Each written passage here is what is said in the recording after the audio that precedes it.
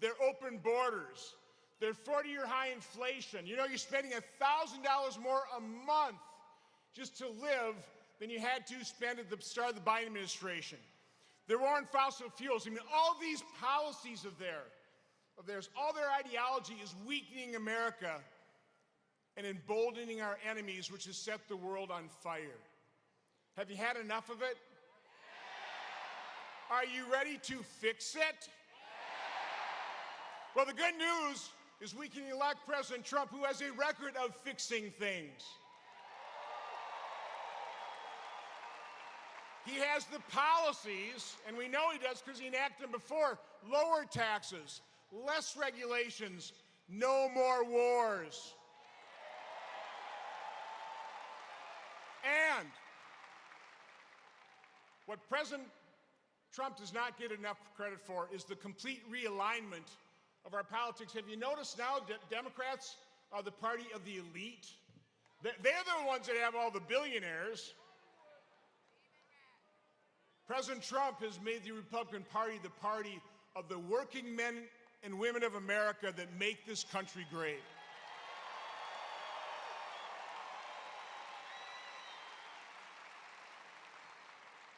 He's also assembled a group of leaders from across the political spectrum: Bobby Kennedy, Tulsi Gabbard, Elon Musk, and last Wednesday, Brett Favre. By the way, if you weren't able to watch Brett's endorsement speech, go on YouTube and watch it. It was tremendous. It was so heartfelt. It was so genuine. You know, Brett has never done anything political. It's pretty dangerous for somebody like him in his position to do so. But he is so concerned about what is happening in this country like you are. He's so concerned about his children and his grandchildren, he had to speak up. And God bless him for doing it.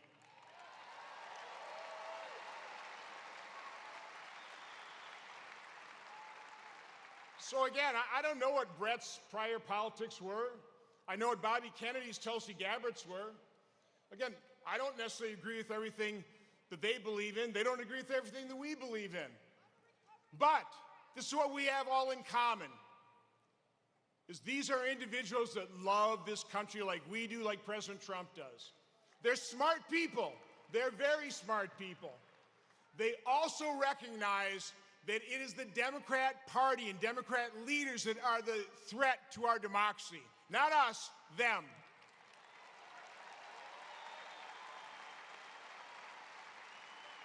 And I give President Trump and Bobby Kennedy so much credit for laying their differences aside and focusing on an area of agreement, in this case, chronic illness, a major problem we have to deal with. But in doing that, in solving that problem together, they are demonstrating to all of us how you set your differences aside, focus on areas of agreement. That is how you heal and unify a very divided nation.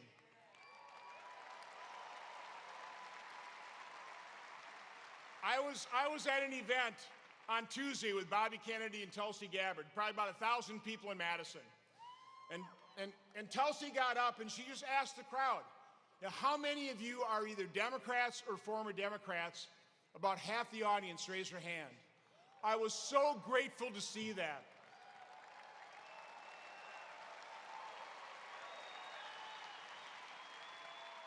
Because I truly believe, whether you're independent, Democrat, or Republican, I think most Americans understand how rare and precious this thing that we call America is.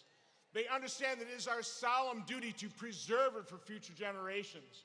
And they're willing to join this new coalition that President Trump is trying to assemble, if the mainstream media would only allow him to do so.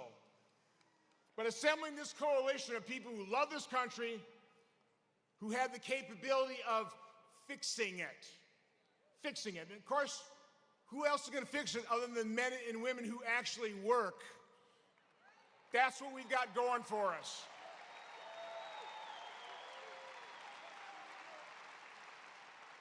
So my appeal to anybody listening to this, I don't care whether you're Republican, Independent, Democrat, Libertarian, I don't care what your political affiliation. If you love this country, if you realize it is in peril, that we have major challenges, and you realize that the only or the best way of addressing those problems, fixing this nation, is if we do it as a unified people, a United States of America.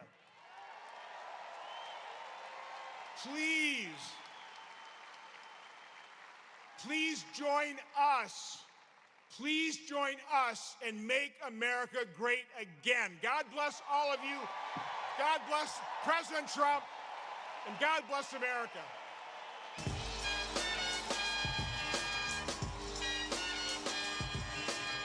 Your time is up, my time is now. You can't see me, my time is now. It's the franchise where I'm shining now. You can't see me, my time is now. In case you forgot or fell off, I'm still hot, knock your shell off. My money stacked fat, plus I can't turn the swell off. The franchise doing big business, I live this, it's automatic. I win this, so you hear those horns, you finish.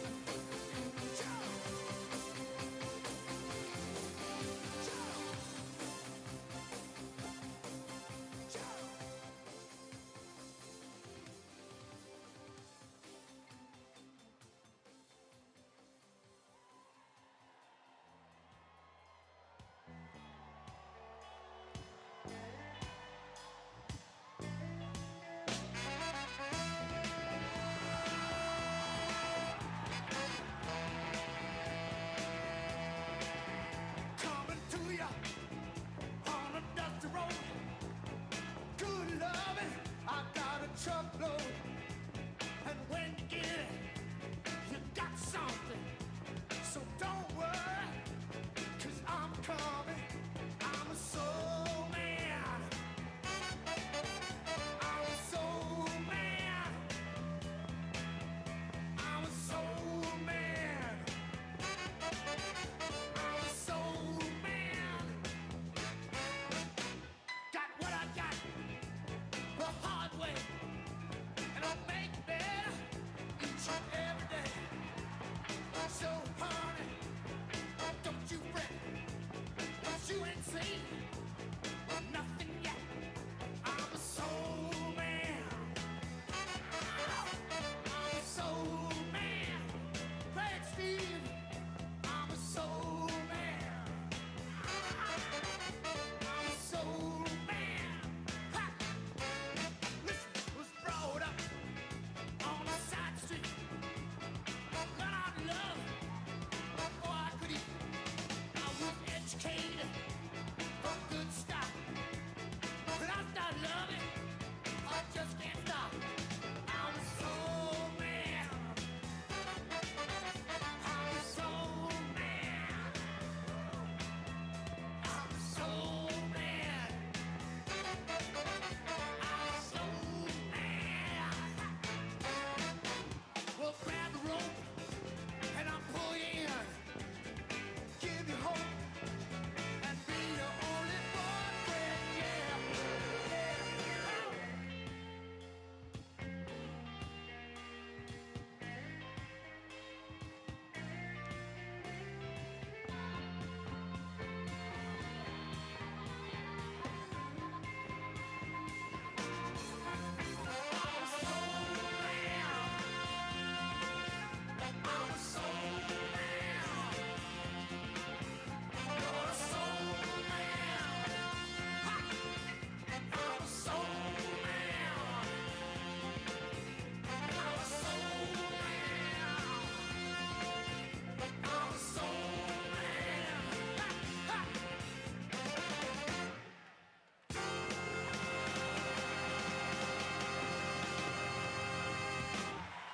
Steve Cropper and Duck Gardner.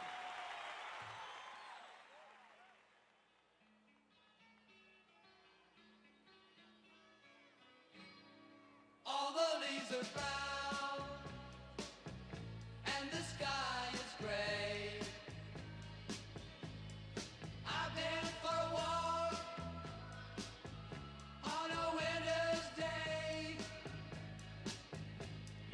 I'd be safe and warm if I was in LA. California dreaming on such a winter's day. Stopped into a church I passed along the way. Well, I got down on my knees and I pretend to pray.